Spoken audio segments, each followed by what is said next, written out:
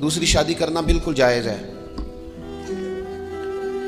کوئی اس میں دو رائے نہیں، اگر کوئی حق ادا کر سکتا ہے تو کرے، لیکن نبی پاک علیہ السلام نے سیدہ خدیجہ الکبریٰ کی موجودگی میں دوسرا نکاح نہیں کیا۔ اعلیٰ حضرت بریلوی رحمۃ اللہ علیہ حج کے لیے تشریف لے گئے تو وہاں جتنے علماء اس وقت موجود تھے وہ سارے آ کے بیٹھ گئے، حضور ہمیں حدیث پاک پڑھا دیں، ہمیں تفسیر کے اسباق پڑھا دیں، ہم شاگرد بننا چاہتے ہیں، اسناد لے رہے ہیں۔ اب اس زمانے میں لوگ 6 ماہ، سال اس سے بھی زیادہ حرم شریف میں رہتے تھے، تو وہاں کچھ لوگوں نے کہا حضور اتنا عرصہ آپ کو یہاں رکنا ہے تو آپ یہاں نکاح کر لیں۔ فرمانے لگے دوسری شادی جائز بھی ہے اور میں اس کی طاقت بھی رکھتا ہوں، لیکن اعلیٰ حضرت فرمانے لگے میری اہلیہ نے نا تکلیفوں میں میرا ساتھ دیا ہے، میں اسے وقت نہیں دے پایا، دین کے کام میں لگا رہا، لیکن اس خاتون نے بڑی نیک نامی کے ساتھ میرے ساتھ زندگی بتائی ہے۔ یہ اعلیٰ حضرت کے لفظ ہے۔ فرمانے لگے میں طاقت بھی رکھتا ہوں، شریعت کی اجازت بھی رکھتا ہوں، لیکن میں دوسری شادی اس لیے نہیں کروں گا کہ میری بیوی کو تکلیف ہوگی۔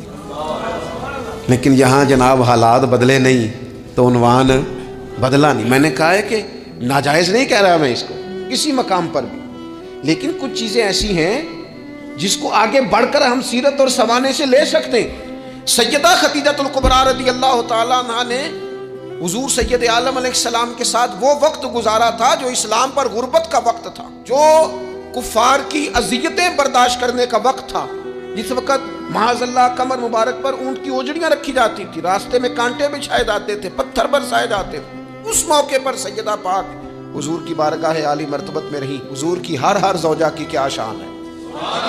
اور پھر سیدہ عائشہ صدیقہ جو محبوبہ ہیں محبوب خدا کی، کیا عظمتیں ہیں، پر سیدہ خدیجہ الکبریٰ کا انفرادی انداز ہے۔ حضرت عائشہ صدیقہ کہتی تھی میں نے اس خاتون پر ہمیشہ رشک کیا، بڑے سارے لوگ آتے تھے حضور سے ملنے، لیکن دروازے پر ایک خاتون بولی، جناب حالہ بنت خولت، دروازے پر خاتون بولی، اجازت مانگی السلام علیکم کے بعد میں آ جاؤں؟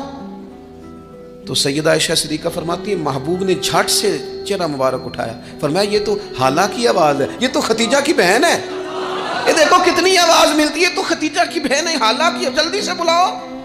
وہ آ گئی، بیٹھی، چلی گئی۔ میں نے عرض کی حضور اللہ تعالیٰ نے آپ کو بڑی بہتر ازواج دی ہیں، پر اس خاتون کا بڑا ذکر کرتے ہیں۔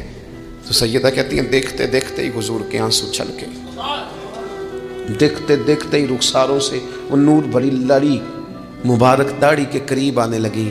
ابو فرمانے لگے جب لوگوں نے میرا حوصلہ توڑا تو عائشہ خدیجہ نے مجھے حوصلہ دیا، کہا لوگوں نے میرا انکار کیا، وہ مجھ پر ایمان لائیں، لوگوں نے مجھے جھٹلایا، انہوں نے میری تصدیق کی، اور پھر کہا اللہ نے مجھے جو اولاد دی وہ بھی خدیجہ الکبریٰ کے بدن سے دی۔